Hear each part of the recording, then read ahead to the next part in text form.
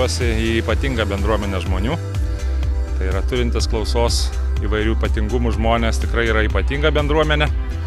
Džiaugiamės, kad jinai yra atvira, tokia pat atvira yra ir mūsų Šiaulių universiteto bendruomenė. Manau, kad mes esam pasirengę juos priimti pas save, bet kokioms studijoms.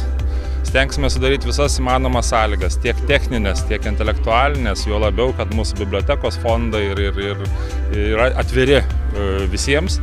Ir tie žmonės turi progą naudotis mūsų techninių išteklių centru. Universitetas daro viską, kad galėtų apskritai sudaryti sąlygas studijuoti specialiųjų ugdymosi poreikių turintiems studentams.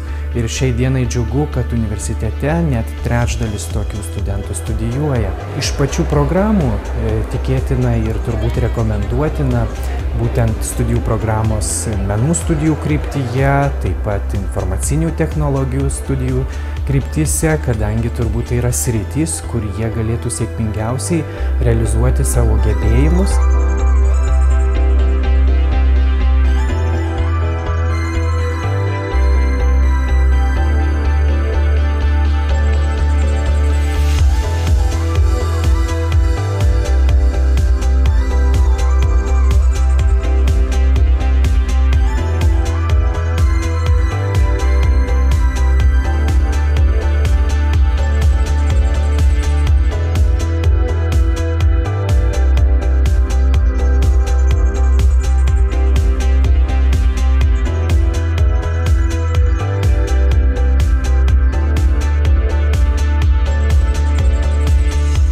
Studentai turintys klausos negalią gali užsisakyti gestų kalbos vertimo paslaugas ir mes atvykstame į paskaitas.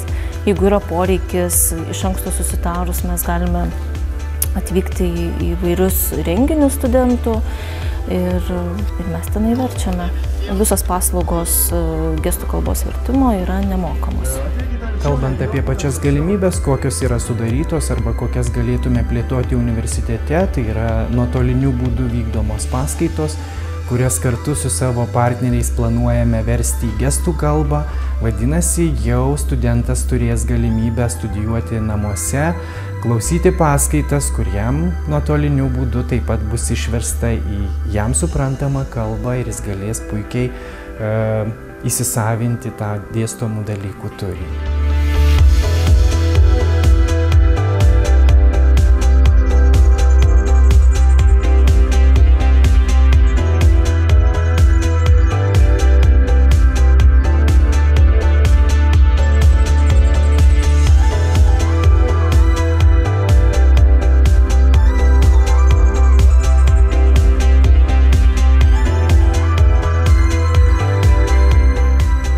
Kviečiu ir kurčiųjų, neprigirdinčiųjų bendruomenę turėti tokią šansą, tokią galimybę studijuoti pas mus ir atvykti, visų pirma, susipažinti, kaip mes atrodom ir kiek mes esam pasirengę, o po to, manau, kad ir pasirašyti sutartis